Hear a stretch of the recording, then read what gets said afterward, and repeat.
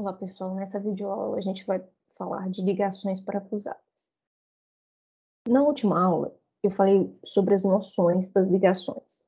Então, eu expliquei alguns aspectos, alguns tipos de ligações que existem entre viga, viga-pilar, pilar-pilar, viga-viga, enfim. E eu comentei sobre os meios de ligação, e o elemento de ligação. O meio de ligação que a gente vai estudar nessa aula é o meio de ligação com parafuso. E aqui eu trouxe uma questão de aspecto econômico entre o meio de ligação solda e o meio de ligação parafuso. O ideal para a gente ter uma economia é utilizar esses dois tipos de ligação. Como? Utilizando a solda na fábrica e o parafuso no canteiro de obra. Por que disso? A solda na fábrica, a gente consegue garantir uma solda de qualidade, que a gente tem um controle maior para essa solda, do que no canteiro. Porque no canteiro, o operário ele vai trabalhar em alturas e vai ter dificuldades, dependendo da situação, de fazer uma solda com uma precisão melhor. E a gente vai ver mais à frente, quando falarmos de solda, que a forma que é executada essa solda vai influenciar na qualidade dela. Então, pode surgir problemas futuros. E fazer essa solda na fábrica evita esse tipo de problema. Além disso, quando a gente faz essa solda no canteiro, a gente precisa de uma fonte de energia adequada, e muitas vezes a gente faz no canteiro de obras uma ligação provisória e precisamos de operários qualificados para fazer esse tipo de trabalho. Precisamos de um soldador. No caso da ligação em parafuso no canteiro, a gente reduz esse tipo de custo com mão de obra e também com eletricidade.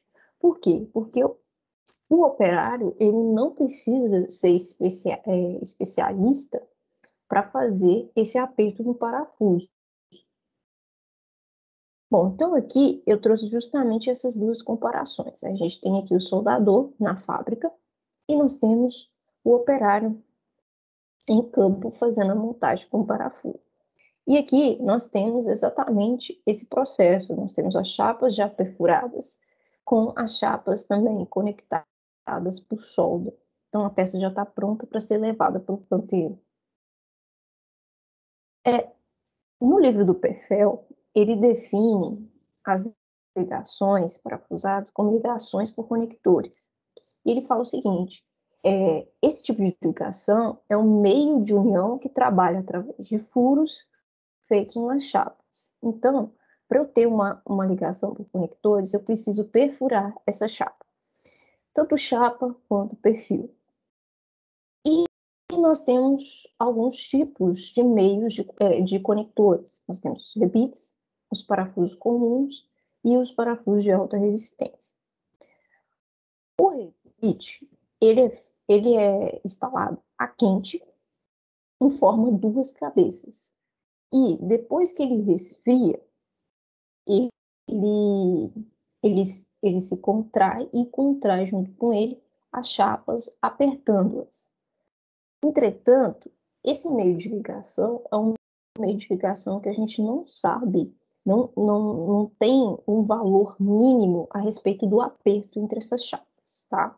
Então, como é que é feito esse processo? Primeiro, a gente coloca o rebite quente no furo, depois faz a cabeça da parte inferior através de um processo de martelamento, e aí, nesse processo, a gente gera umas tensões na cabeça, nas duas cabeças desse rebite, e com o resfriamento, ele vai encolhendo, apertando a chapa. Então, nessas cabeças aqui, ele vai contraindo e vai puxando a chapa, apertando-as. Porém, a gente não tem um valor exato desse aperto, né?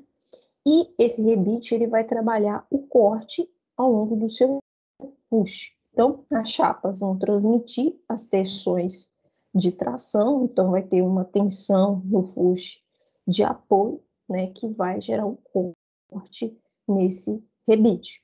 Bom, então eu trouxe um vídeo aqui para mostrar exatamente esse processo da instalação do rebite. Então, traz o rebite quente, põe no furo,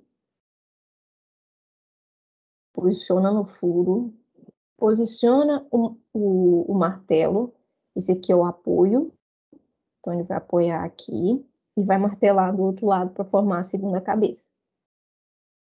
Então ele martela o outro lado. E aí, esse rebite vai resfriar e vai puxar, né? Vai apertar as chapas. Bom, nós temos o parafuso comum, que são forjados com aço carbono, de baixo teor de carbono. Nós temos dois tipos, a STM A307. Aqui saiu errado, esse segundo S não existe, é ISO classe 4.6. O mais usual que a gente encontra no mercado é o ASTM A307. Bom, o parafuso, ele tem ou a cabeça hexagonal, que é a mais comum, que é esse tipo, ou uma cabeça quadrada, que também pode ser encontrado no mercado. Bom, o parafuso, ele é formado pelo fuste, que é essa parte lisa do parafuso, e pelo comprimento de rosca. Lembrando que o fuste é o local onde ele vai fazer o meio de ligação, tá? A rosca é para fazer o aperto, né? Então, nós temos o comprimento de aperto, o comprimento total do parafuso, que contempla o comprimento da rosca e o comprimento do fuste. Nós temos o diâmetro é sempre pego aqui, na parte da base inferior desse parafuso, nunca na parte superior, onde tem a cabeça. Nós temos a porca, que vai fazer o aperto desse parafuso, então a gente aperta pela porca para apertar o conjunto. Nós temos a aruela. A aruela é uma chapinha fininha que fica entre o aperto, né, o comprimento de aperto, né, região de ligação. Essa aruela, ela facilita a ligação, o aperto, tá? Para fazer o aperto. Bom, no caso do parafuso comum, essa aruela não é obrigatória. Então, eu posso fazer a ligação sem essas aruelas. O aperto do parafuso comum é feito com uma chave normal, uma chave de boca faz o aperto desse parafuso. Não requer, não tem um valor mínimo de força, né? O que a gente tem é o operador fazendo o máximo de força possível até realizar o aperto total do parafuso, tá? E isso provoca uma variação do esforço de aperto, né? Porque não temos um valor correto desse esforço, né? O operador faz o torque, isso varia de operador a operador, né? Então, não se sabe esse valor mínimo, tá? Então, essa ligação em parafuso funciona da mesma forma, de forma análoga que o rebite. A gente vai fazer o aperto, né, apertando aqui a chave e a rosca, né, a gente vai gerar força de aperto entre as chapas, né, e essa chapa ela vai transmitir os esforços de apoio no fuste desse parafuso, né, que vai gerar uma região de corte.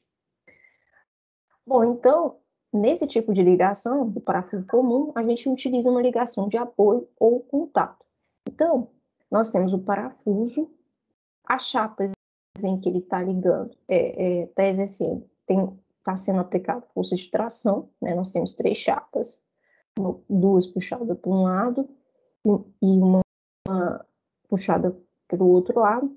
Então, na região do fuste aqui, essas chapas, elas transmitem as cargas de tração e, consequentemente, transmite uma tensão de apoio no fuste desse parafuso, que são justamente essas tensões aqui, que é dado por essa equação, tensão A, né, que é a tensão de apoio, igual a F, que é a força, né, de tração exercida nessas chapas, dividido pelo diâmetro do parafuso vezes a espessura da chapa.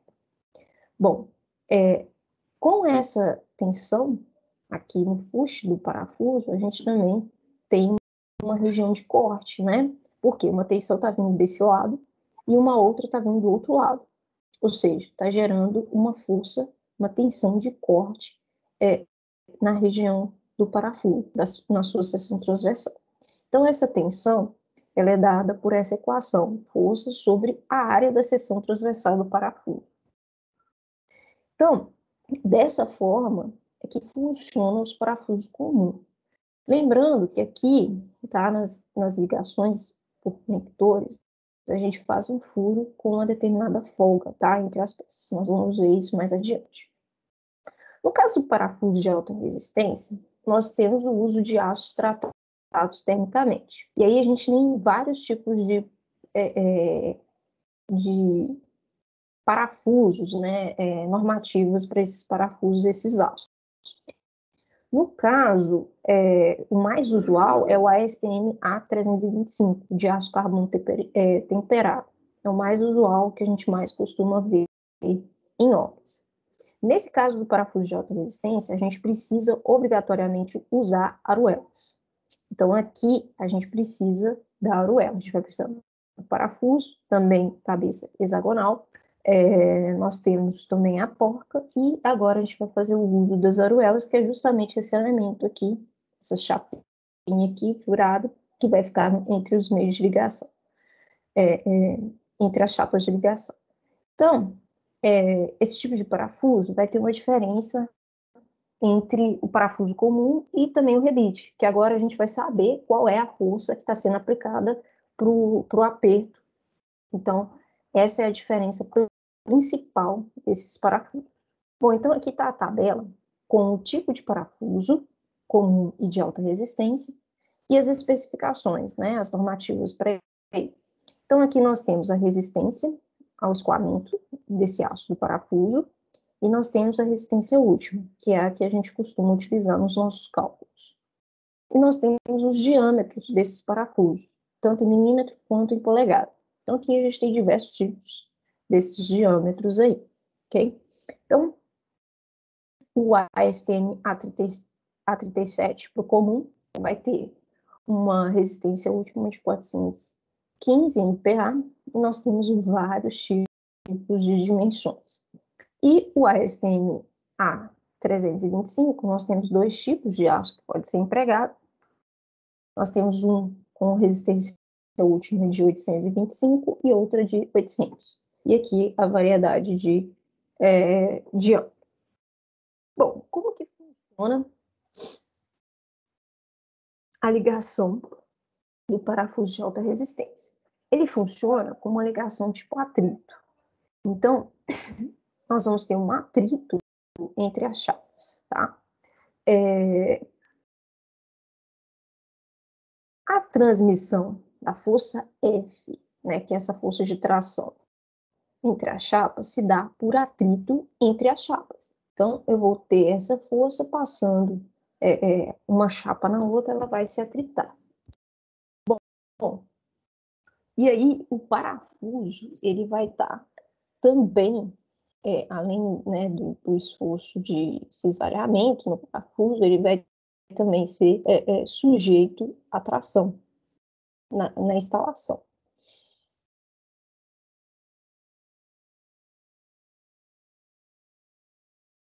Então, o que acontece? Nós temos uma aplicação aqui, né, quando a gente aperta esse parafuso, de uma pretensão, ou seja, de uma força de tração apertando, né, comprimindo esse parafuso. Né? Já tem uma tensão pré-estabelecida para esse parafuso.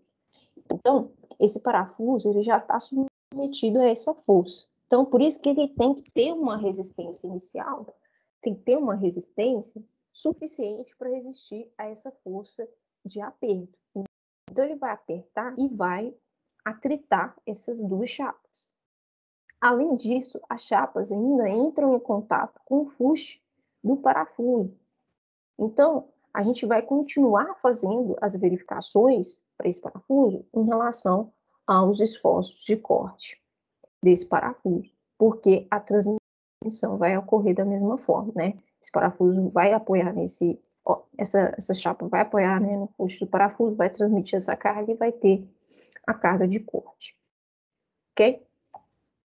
Bom, então, para a gente exercer essa carga, essa pretensão no parafuso, a gente usa uma ferramenta específica, que é o torquímetro, normalmente é o torquímetro, que vai empregar essa pretensão no parafuso. Então, aqui nós temos a tabelinha mostrando qual que é a pretensão que a gente utiliza de acordo com o diâmetro do parafuso e o tipo de especificação desse parafuso que a gente está usando. Então, nós temos o ASTM A325 e o ASTM A490. Então, aqui estão os valores dessa pretensão, que é o FTB, em quilonewton.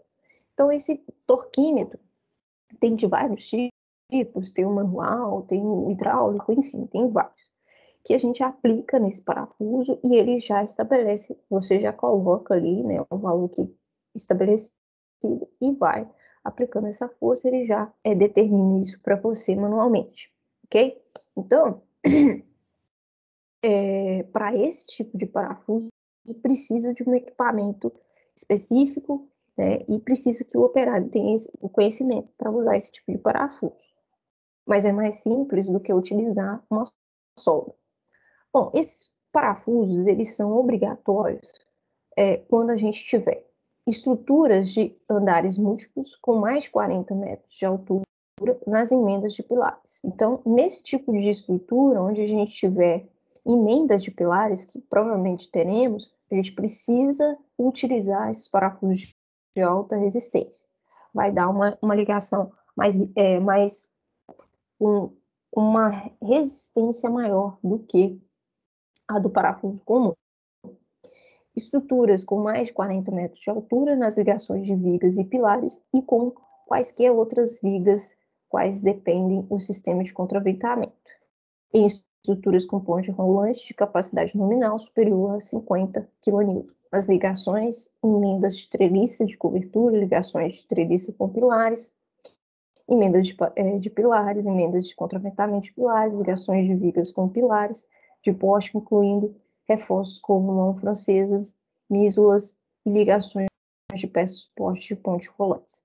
Bom, então perceba que quando a gente tem uma carga muito elevada aplicada nessa estrutura, como acontece em edifícios de múltiplos andares, né, que tem uma altura considerável, a gente precisa utilizar um parafuso com alta resistência, que é o caso desses parafusos, né, que vai garantir uma resistência maior nessas ligações. Nas ligações de peças sujeitas a ações que produzem impactos ou tensões reversas. Então, essas são as situações em que a gente deve observar e empregar esse tipo de parafuso. É necessário usar esse parafuso nessas situações. Ou então, agora a gente vai para as tipologias, né, as disposições construtivas dessas ligações parafusadas. Então, a gente tem 4 tipos tipos de furos, que a norma pré-estabelece. E nesses furos, como a gente viu lá no meio, como que transmite os esforços, a gente percebe que tem uma folga, uma certa folga. Então, dependendo do requisito das situações, a gente pode ter o furo padrão, o furo alargado, o furo pouco alargado, o furo muito alongado, desculpa. Então, nessas situações, a primeira, que é o furo padrão, ela é o mais empregado, é o que a gente vai utilizar nas nossas aulas. É esse furo mais alargado, furo padrão, que ele é o mais empregado nas nossas estruturas. Bom, com relação a esses furos alongados, eles vão ser utilizados em situações específicas, como base de pilares e ligações com estrutura de concreto, juntas de dilatação com o apoio articulados móveis de vigas. Como assim? Bom, a gente tem que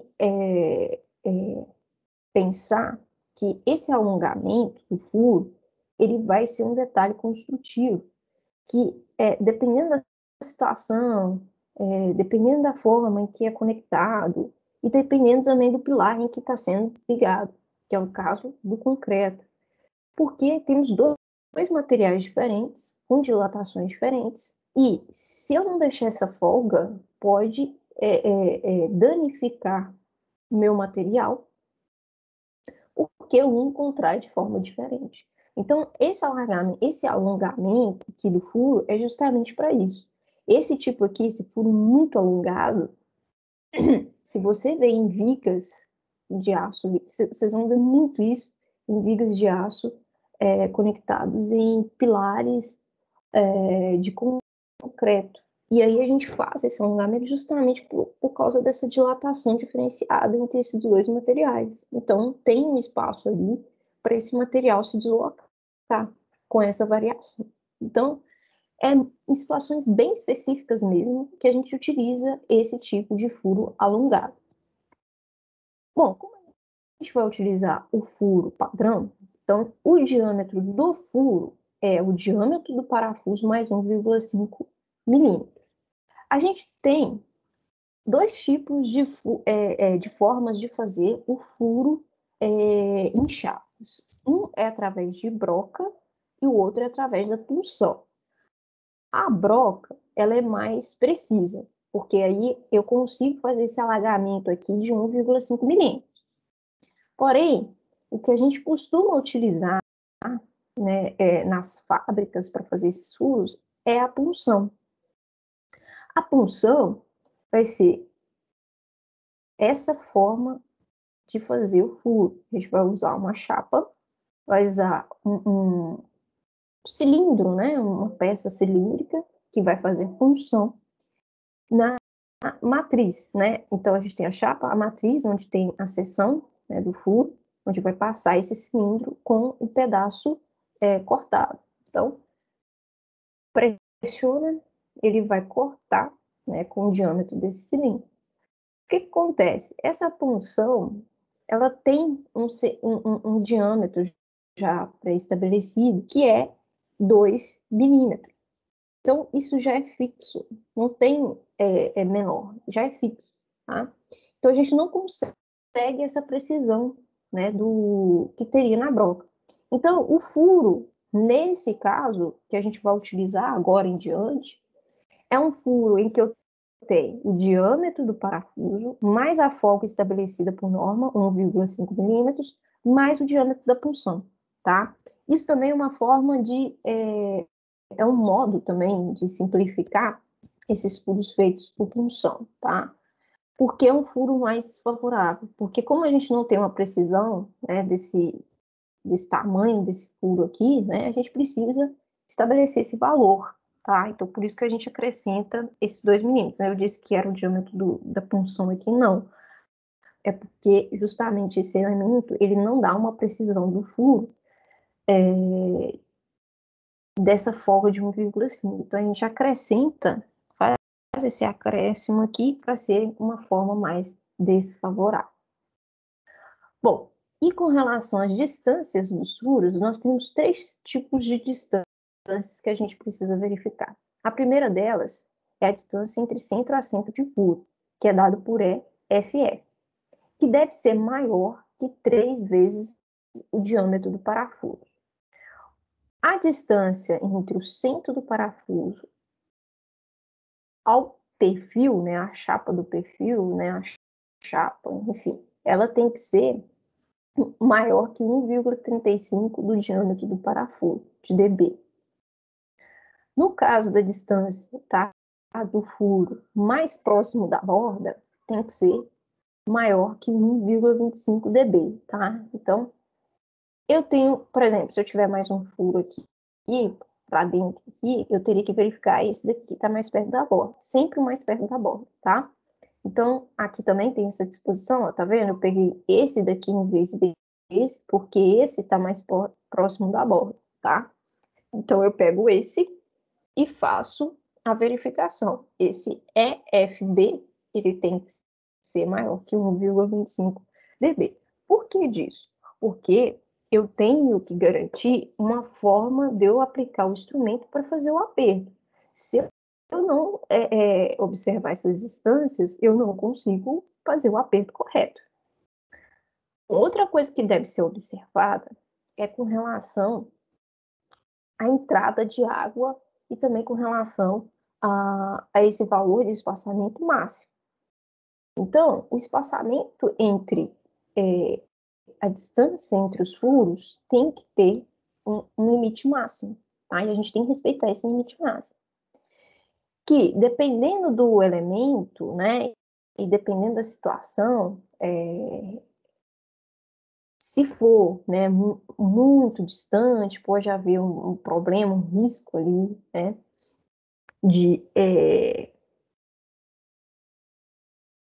entrar água, né, de corroer aquele elemento, né, água da chuva, enfim, escorrer ali e gerar algum problema. Então, a gente tem que ficar atento com esse valor máximo também. Então, para o espaçamento entre furos, a gente, para elementos que são pintados, né, que tem uma prevenção contra a corrosão, então esse valor entre os furos pode ser um pouco maior. Então, o EF, ele tem que ser menor ou igual a 24 vezes o diâmetro da chapa.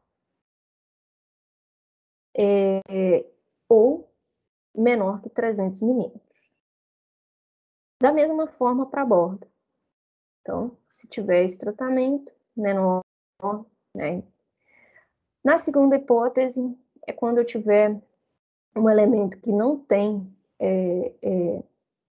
elementos sujeitos à corrosão, que são executados com aço resistente à corrosão e não pintados. Então, a gente reduz aí a distância entre esses elementos, não pode ser superior, não pode ser superior a 2 vezes a espessura da chapa, tá? E a chapa mais fina dos meios de ligação. Então, tem 2 chapas, eu pego sempre a que tem menor espessura.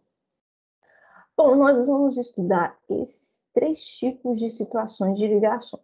Nós temos o tipo A, que é a ligação por corte, mais comum.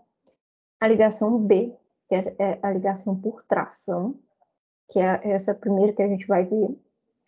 E nós temos a situação combinada, em que a gente tem um elemento, esse parafuso submetido tanto ao corte quanto à tração, que é uma situação bem típica, né, de ligações de viga e pilar. Então, vai ser uma bem importante. Primeiro, é interessante estudar isso isoladamente para depois entender essa situação combinada. Bom, a primeira que a gente vai estudar é a ligação do parafuso. Então, aqui, como que a gente determina a força de tração solicitante de cálculo? Bom, essa chapa, ela está conectada, digamos que aqui nós temos um perfil, e nós temos um elemento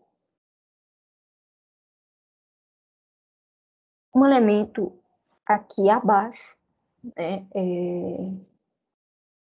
onde vai exercer uma força de tração FSD. Essa força de tração vai ser transmitida para o parafuso, para os parafusos que estão fazendo a conexão entre esses 2 elementos. Então, essa força de tração solicitante nos parafusos, ela é dada como FTSD igual à força solicitada dividido pela quantidade de parafusos. Então, se eu tiver 4 parafusos, vai ser FSD dividido por 4. Por quê? Porque essa força ela vai ser distribuída para cada um desses parafusos de forma igual. Então, nós vamos ter essa situação de solicitação dos parafusos e devemos verificar se esse valor solicitante é menor ou igual ao valor de resistência do parafuso, de forma individual. Bom, então o que acontece com o parafuso submetido à tração? Então, quando o parafuso é submetido à tração, ele é puxado em cada uma das suas extremidades. Então, se ele é puxado, a tendência é que ele vai puxando, até ele chegar no seu escoamento e chegar na sua ruptura, que é o corte da seção por inteiro, tá? Então, essas aqui são situações de ruptura típica do parafuso, né? Então, não confunda isso com o cisalhamento, tá? Então, é como aquele... É um exemplo clássico da ruptura do aço quando ele é tracionado, da mesma forma, tá? Ele vai ser sendo puxado, puxado, puxado, vai existir aquela região de estreitamento até chegar à sua ruptura, tá? Vai acontecer a mesma coisa com o parafuso nessa situação. Então, o que acontece? Perceba, a ruptura, ela sempre ocorre na área de trabalho, tá? Que é na região da rosca. Então, as rupturas por tração no parafuso, normalmente não, sempre ocorre nessa região de trabalho, nessa região de rosca do parafuso. Então, a gente precisa determinar essa área para determinar a resistência do parafuso. Então, essa área a gente vai chamar de área efetiva de tração, que vai ser o nosso ABE, que vai ser igual a 0,75 da área bruta da seção do parafuso, que vai ser π vezes o diâmetro do parafuso ao quadrado dividido por 4. Então, assim eu encontro a área efetiva de tração desse parafuso. A resistência, a força de tração resistente vai ser dado por essa equação, onde eu vou ter a área efetiva de tração, ABE, vezes a resistência última do aço do parafuso, e eu tenho o φA, que é um fator de redução da força resistente, que está relacionado com o efeito alavanca que ocorre nesse tipo de situação, que eu vou explicar mais à frente, tá? Isso tudo dividido por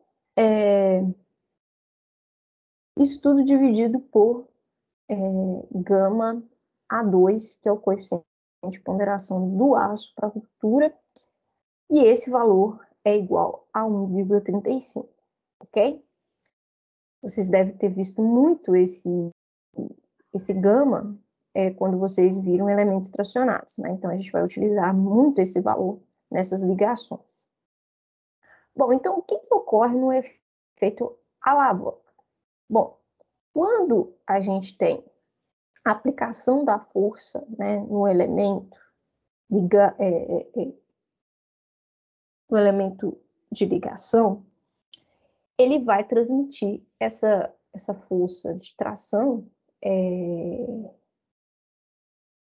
equivalente para cada um dos parafusos, de forma igual, distribuído de forma igual para cada um dos parafusos. O que ocorre é que a chapa que está ligada, ela sofre uma deformação, dependendo da sua espessura. Então, perceba que essa extremidade ela está sendo deformada com essa ligação de tração, né? Eu estou puxando, ela tem uma tendência de se deformar. E essa ligação e essa chapa, né, essa deformação deve ser impedida. Então, a restrição dessa deformação na chapa, tá? Me gera uma força que a gente chama de força de alavanca, que ela vai impedir essa deformação, tá vendo? Nessa situação aqui é a deformação, e aqui eu tenho a força impedindo essa deformação. Então, com essa força gerada, tá? Para restringir essa chapa de se deformar, a gente tem essas forças adicionais nos parafusos. Então, o que eleva a carga solicitante nesses parafusos e também aumenta, né, gera um momento solicitante nas chapas de ligação. Tá? Então, com esse efeito alavanca, a gente gera um momento fletor aqui nessa chapa, tá? Que é consequência desse efeito alavanca, tá? Que também deve ser verificado. Então, quando tem esse efeito alavanca, o esforço de tração solicitante é elevado no parafuso e, consequentemente, nós temos uma força, um momento fletor nas chapas de ligação. Então, o que acontece?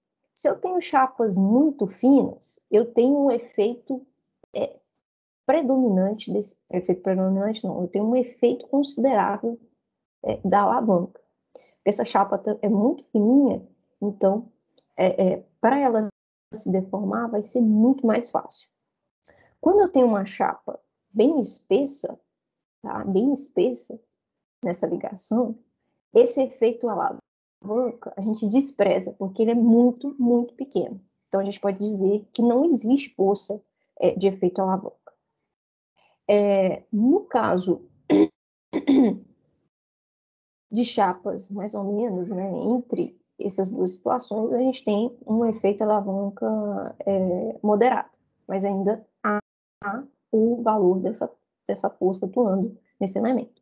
Bom, então o que a gente percebe é que esse valor de força aqui, ele está relacionado diretamente com a espessura dessa chapa de ligação.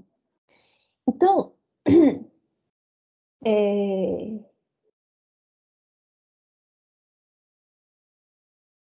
esse efeito, ele vai depender da espessura, da geometria, da posição das ligações, enfim.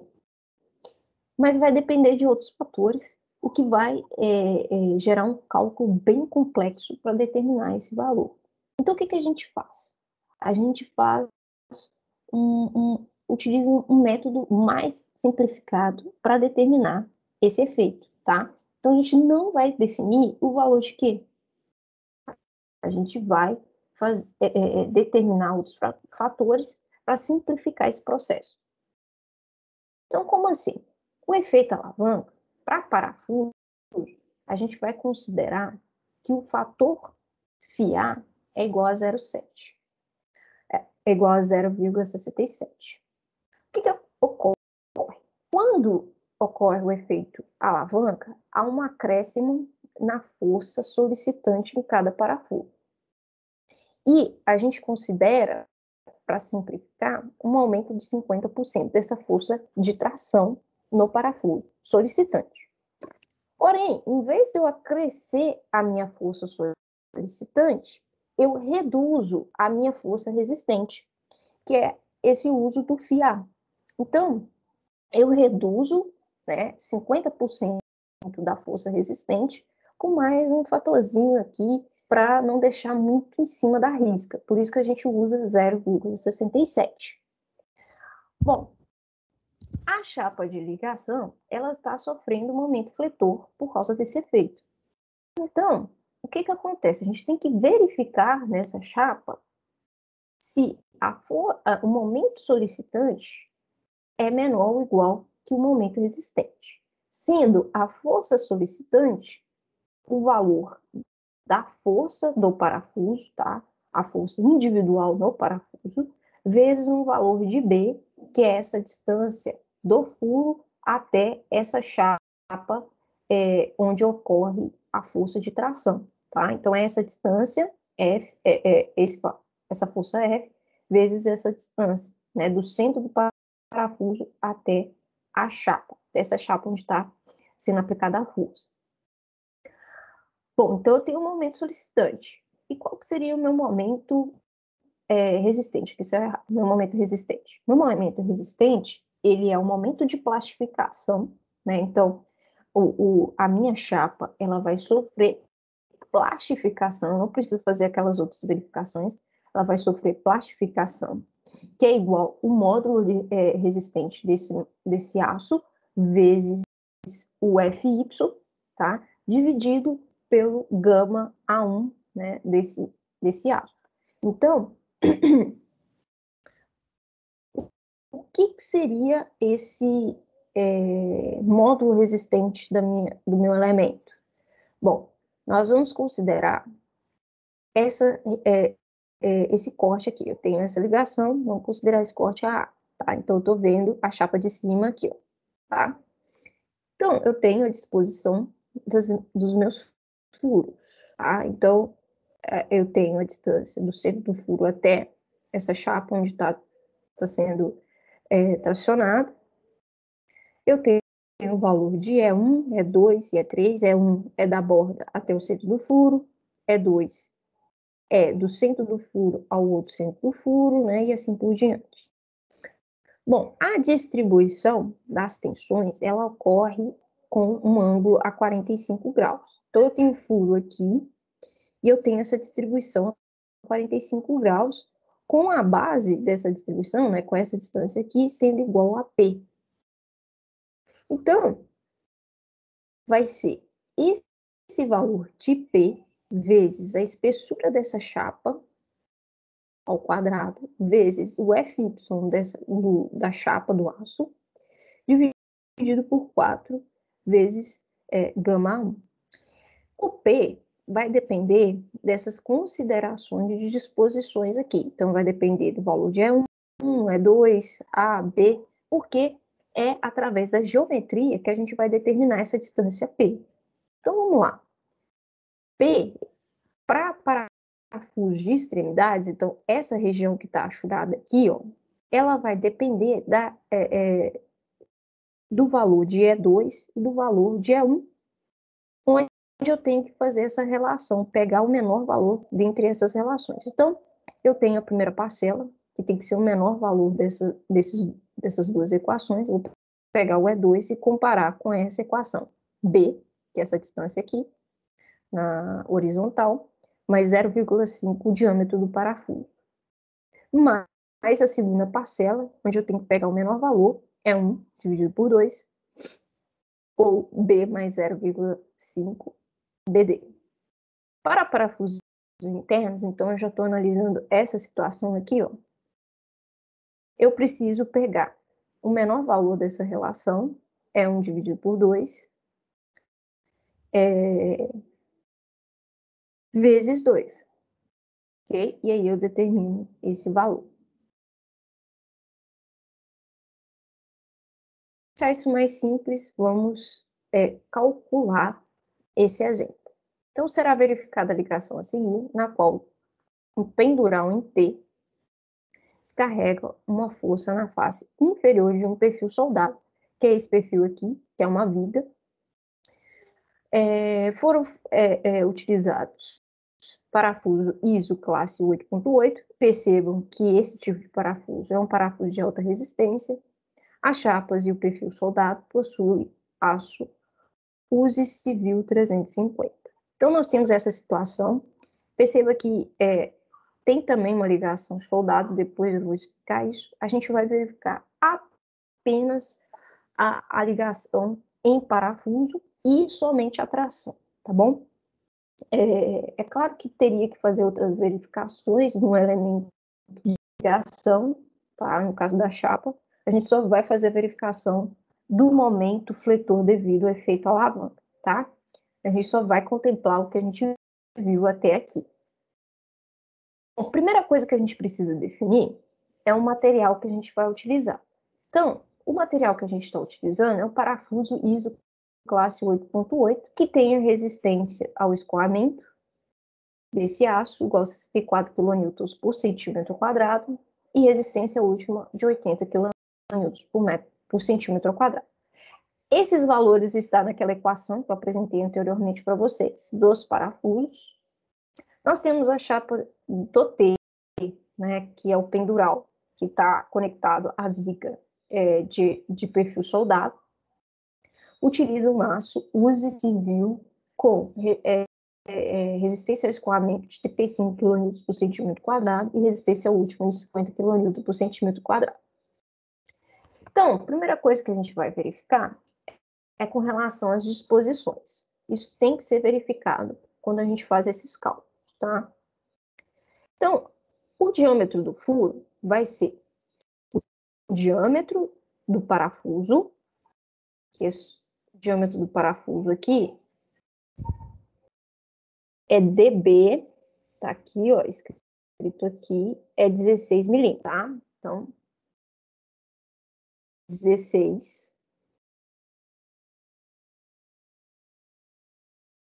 mais 3,5 milímetros. Então, esse diâmetro é de 19,5 milímetros, que é o diâmetro do furo, ok? Bom, distância entre furos de chapa. A primeira distância que a gente vai pegar entre furos, tá? Que é essa distância aqui. Então, de cara, né, a primeira relação que a gente tem que fazer é essa daqui, né, que nós temos que verificar se essa distância é superior a 3 vezes o diâmetro do parafuso. Então, o EF, isso a gente vai pegar na disposição aqui, é esse valor de 60. Ah, professor, e se não tivesse esse valor? Bom, o ideal é que, quando não tem esse valor, a gente utilize a igualdade aqui, ó. Iguala esse valor com 3 vezes dB e determina essa distância, tá? Então, vai ser 3 vezes o diâmetro do parafuso, que é 16. Então, esse valor aqui vai dar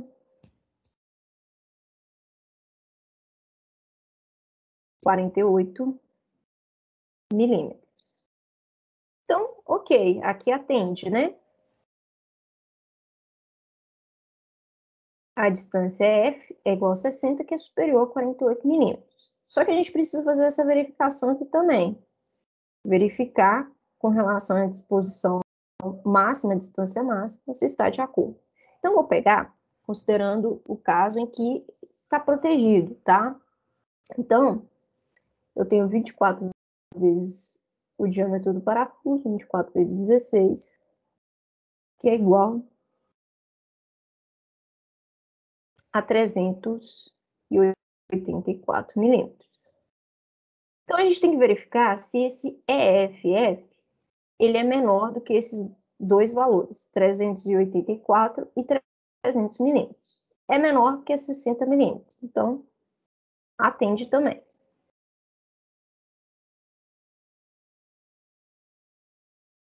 Isso aqui é mais questão de chuva, água, né, para não ter problemas no furo. Bom, essa segunda situação é o seguinte, eu tenho que verificar a distância entre furo e chapa, que é a distância que vai ser de duas chapas. A primeira chapa é a chapa da alma da viga do que está conectado. Por quê? Aqui a gente está vendo o corte, esse corte A, ele está pegando de frente aqui, a gente está vendo essa parte aqui de frente.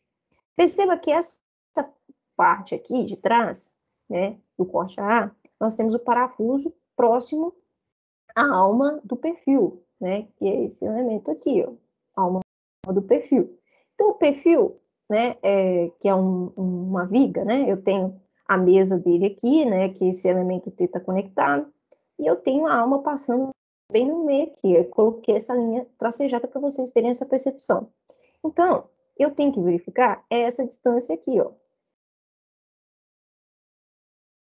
do centro do furo até essa chapa. Então, eu tenho que essa distância, EFC, ela é igual a 60. Estou pegando tudo e vou tirar a espessura da chapa da alma, que é 9,5. Menos 9,5. Aí eu vou ter essa distância descontando, né, essa chapa, e aí eu divido por 2 para pegar só uma parte. Então, eu vou ter que esse valor é 25,25. Então, essa é da alma da viga, né? A chapa da alma da viga. Agora eu tenho que verificar da chapa do T e do enrijecedor. Esse aqui é o enrijecedor, tá, gente? Esse aqui é o enrijecedor. Então, o EF do enrijecedor e da chapa do T é essa distância dessa chapa aqui, tá? Porque o enrijecedor, ele tá na mesma posição do que essa chapa aqui, ó. Tá na mesma posição e tem a mesma espessura, tá?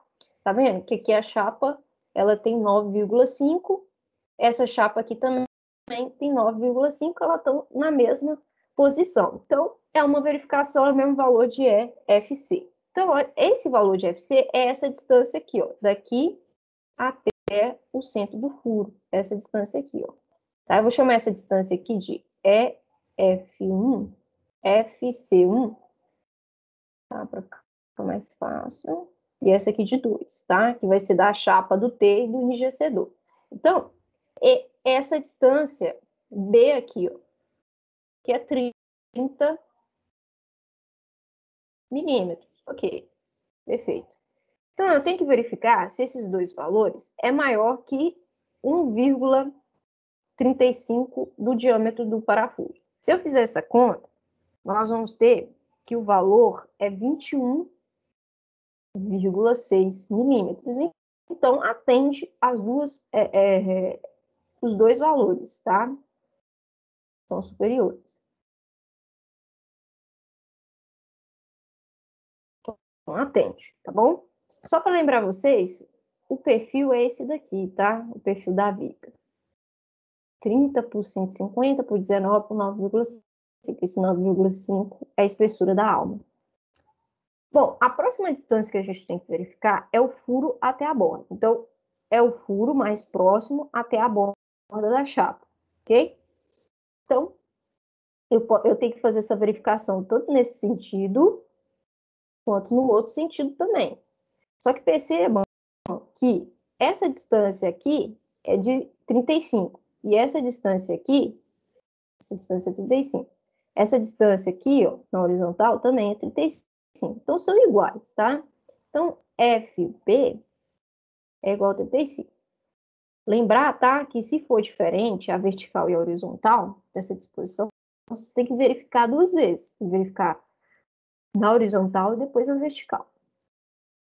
Tem que ser maior que 1,25 dB. Isso vai ser igual a 20 milímetros, tá? Então, atende também. Como é uma situação mais crítica de borda, eu coloquei a pior situação, tá? Coloquei que esse elemento pode ser bem suscetível à influência da água, tá? Então, eu limitei o máximo aqui desse valor em 12 vezes o diâmetro do parafuso e 150. Meu diâmetro aqui, né, gente? Isso tá errado, né? É espessura. No outro também, tá, gente? Coloquei o diâmetro, é espessura, que a chapa tem a mesma espessura. É T, tá, gente? É T. E essa chapa aqui, ó, ela tem espessura de 16. Ok? Desculpa o erro aqui, que saiu errado. Acabei copiando errado. Então, ó, perceba que essa chapa de ligação aqui, ela tem 16 milímetros, tá? Tem que verificar com o elemento da chapa, tá? Eu coloquei o diâmetro tá errado. Então, é 12 vezes 16, que é a espessura da chapa, é o T da chapa, que vai ser igual a 192 milímetros. Eu tenho que verificar esse valor também com esse 150, tá? Atende de qualquer forma, porque o EFB é 35 milímetros. Então, atende. É muito difícil achar uma ligação que ultrapasse esse valor. Só se a chapa for muito fina e ter esse problema, mas muito difícil. Bom, atração nos parafusos. Então, agora a gente vai fazer a verificação da tração. A primeira verificação que a gente faz, né, é essa comparação do FT-SD ser menor ou igual que o FT-RD. Então, a solicitação, o FT-SD, a força de tração que está sendo executado por esse console, né, está puxando a viga, é igual. Vou só voltar aqui para ver esse valor. A 160, tá vendo? Ele está puxando essa viga com um valor solicitante de 160. Então, esse valor vai se distribuir igualmente pelos parafusos. Então, é 160 dividido por 4 parafusos. Nós temos 4 parafusos. Então, FTSD é igual a 40 kN. A força resistente, ela é dada por essa equação aqui. Então, eu preciso calcular o A, BE, que é a área efetiva na tração. Então, é só eu calcular a área da seção transversal do parafuso e multiplicar por 0,75. Isso vai me dar um valor de 1,51 centímetros ao quadrado. Então, lembrar que o fator FIA, né, que é o fator de redução do efeito alavanca, é 0,67 em todos os casos, tá? Então, FDRD é igual a 0,67 vezes 1,51 vezes a resistência última do aço do parafuso,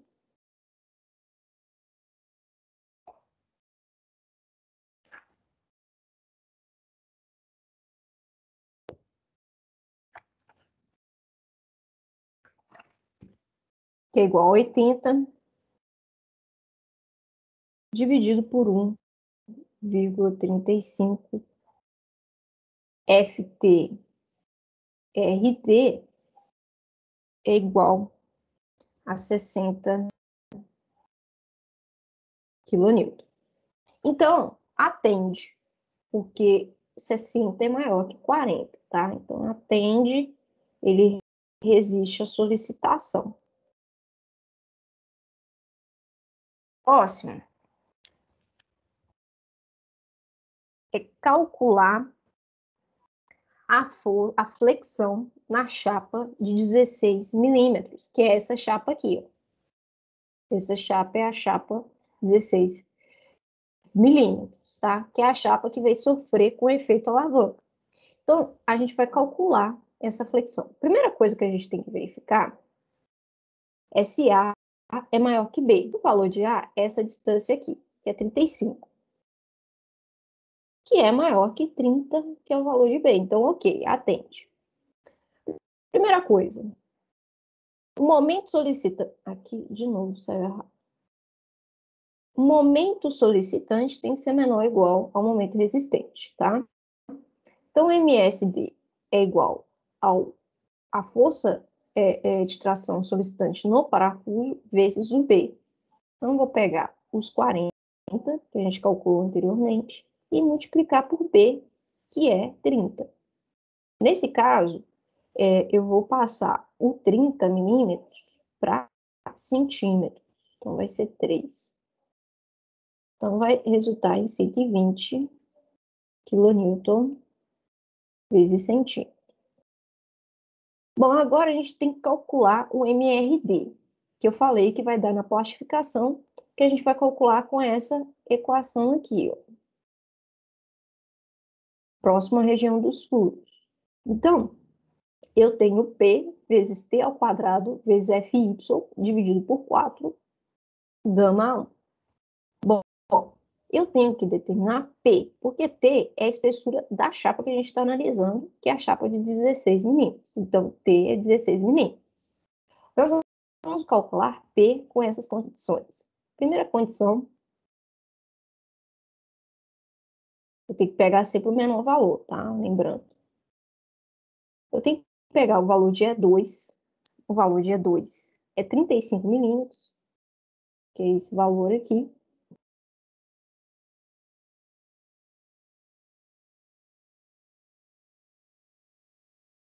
B mais 0,5 vezes DB, desculpa. Então, é 30 mais 0,5, 16, que é igual a 38.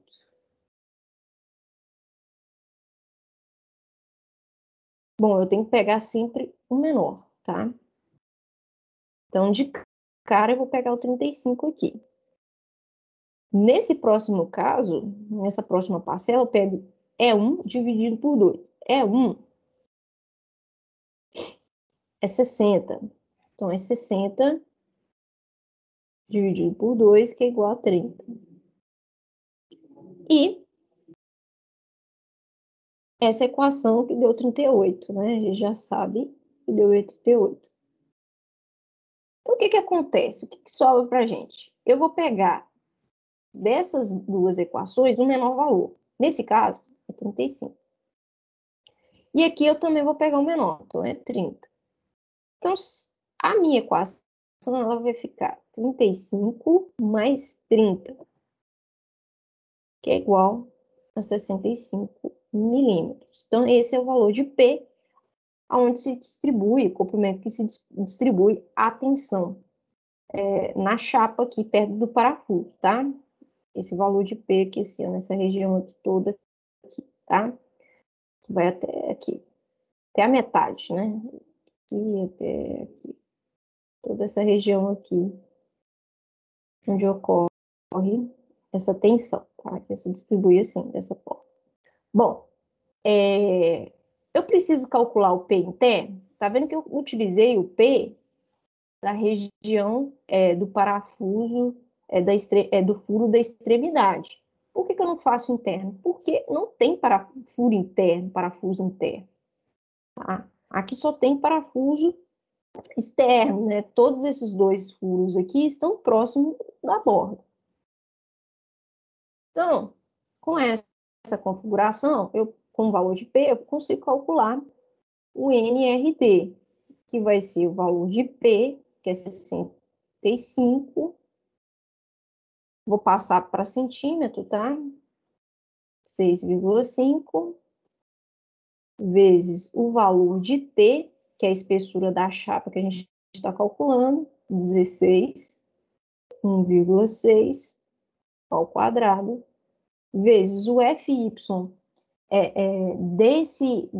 dessa chapa, né, que é o USI 350, né, se eu não me engano, então é 35, dividido por 4 vezes o gama 1, que é 1,10. Então, o MRD, nesse caso, vai ser igual